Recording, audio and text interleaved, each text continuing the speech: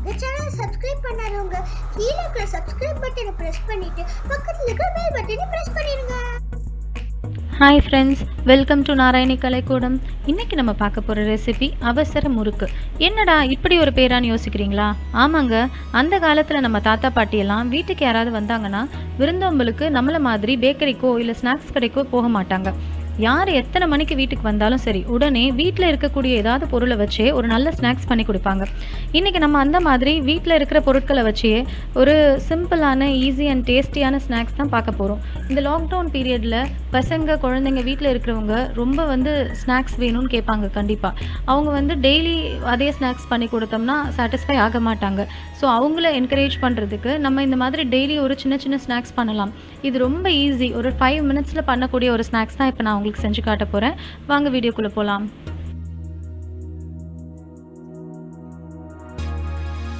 Friends, இப்போ எப்படி பண்ணுறதுன்னு பார்க்கலாம்.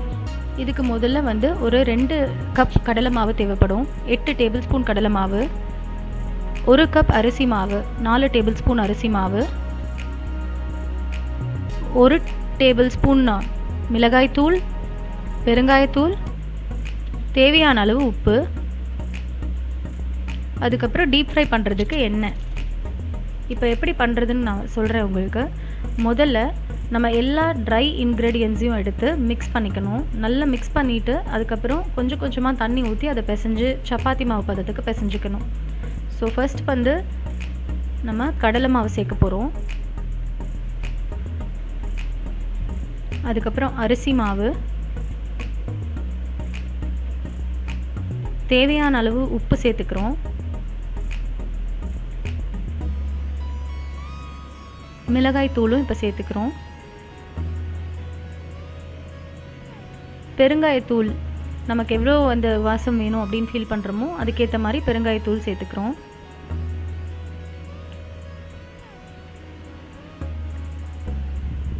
இப்போ எல்லா ட்ரை இன்க்ரீடியன்ஸையும் நம்ம கம்ப்ளீட்டாக மிக்ஸ் பண்ணி விட்டுடணும். கம்ப்ளீட்டாக மிக்ஸ் பண்ணிவிட்டு அதுக்கப்புறம் கொஞ்சம் கொஞ்சமாக நம்ம தண்ணி ஊற்றி அதை சப்பாத்தி மாவு பதத்துக்கு பிசைவோம். ஸோ ஃபர்ஸ்ட் எல்லாத்தையும் மிக்ஸ் பண்ணிக்கலாம். அப்போ தான் அந்த உப்பு காரம் எல்லாமே கம்ப்ளீட்டாக மிக்ஸ் ஆகிருக்கும். இல்லைனா ஒரு பக்கம் காரமாக ஒரு பக்கம் உப்பாக இருக்கிற மாதிரி இருக்கும். ஸோ அதனால் நம்ம கம்ப்ளீட்டாக மிக்ஸ் பண்ணிக்கலாம். இப்போது கொஞ்சம் கொஞ்சமாக தண்ணி ஊற்றி இதை பிசைய போகிறோம். ஒரு சப்பாத்தி மாவு பதத்துக்கு பிசைஞ்சிக்கலாம். நிறைய தண்ணி ஊற்றிட வேண்டாம். எடுத்த உடனே நிறைய தண்ணி ஊற்றிட்டோம்னா ரொம்ப குழக்குழன்னு போயிடும். ஸோ கொஞ்சம் கொஞ்சமாக தண்ணி ஊற்றி பிசைய போகிறோம்.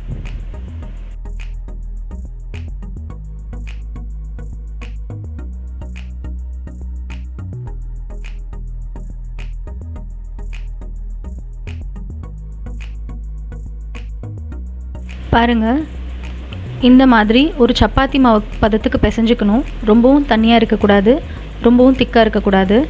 இதை அப்படியே நம்ம ஒரு முறுக்கு அச்சிக்கு ட்ரான்ஸ்ஃபர் பண்ணி எண்ணெய் சூடானதும் முறுக்கை பிழிஞ்சு எடுத்துடலாம். இப்போது நம்ம ஒரு முறுக்கு அச்சிக்கு ட்ரான்ஸ்ஃபர் பண்ணியிருக்கோம். கடாயில் எண்ணெய் ஊற்றி கடாய் சூடாக இருக்குது. இப்போ புழிஞ்சிடலாம் முறுக்கு. முறுக்கு நல்லா ரோஸ்ட் ஆனதும் ஒரு நல்ல கோல்டன் ப்ரௌன் கலர் வரும். அந்த ஸ்டேஜில் வரும்போது நம்ம எடுத்துடலாம்.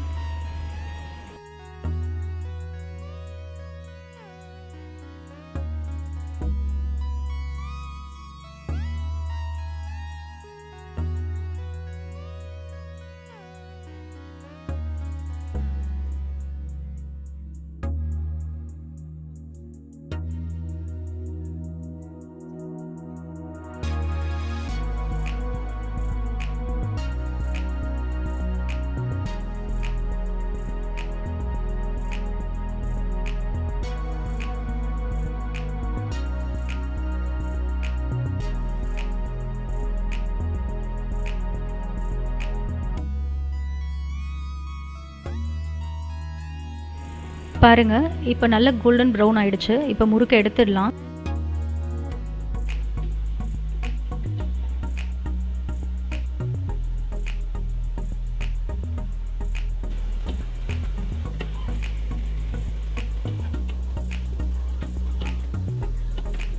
இப்போ ரொம்ப அருமையான டேஸ்டியான ஈஸி முறுக்கு வீட்டில் எப்படி செய்கிறதுன்னு நம்ம பார்த்தோம் ஃப்ரெண்ட்ஸ். இந்த மாதிரி நீங்களும் ட்ரை பண்ணி பாருங்கள். உங்களோட குழந்தைங்களுக்கு செஞ்சு கொடுங்க. அவங்களோட கமெண்ட்ஸை சேனலில் போஸ்ட் பண்ணுங்கள். இந்த சேனலுக்கு சப்ஸ்கிரைப் பண்ணுங்கள். உங்கள் ஃப்ரெண்ட்ஸ்க்கும் இந்த சேனலை ஷேர் பண்ணுங்கள் ஃப்ரெண்ட்ஸ். நான் இன்னொரு ரெசிபியோடு உங்களை அப்புறமா சந்திக்கிறேன். தேங்க்யூ, பாய்.